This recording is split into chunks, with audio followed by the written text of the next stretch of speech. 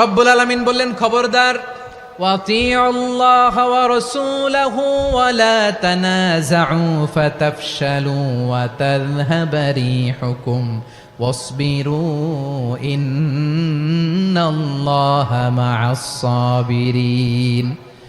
আল্লাহর আনুগত্য করো, নবীর আনুগত্য করো, কিন্তু খবরদার নিজেরা বিরোধে লিপ্ত হয়ো না, নিজেরা মারামারি করো না, তাহলে তোমাদের শক্তি কমায় দিবে কে?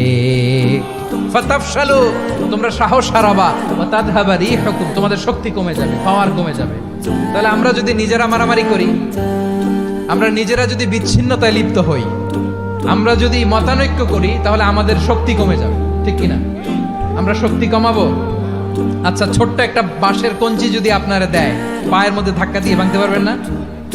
এরকম বাঁশের কঞ্চি যদি 20টা একসাথে জোড়া লাগায় দেয়, ভাঙতে পারবেন? কথা বোঝে নাই মনে হয়। চিকন একটা বাঁশের কঞ্চি দিলে ভাঙা যাবে না? এরকম চিকনই 20টা বাঁশের কঞ্চি একসাথে লাগাই দিলে ভাঙতে পারবেন? কারণ যখন আমি একা থাকি তখন আমি ব্যক্তি, যখন আমরা সবাই মিলি তখন আমরা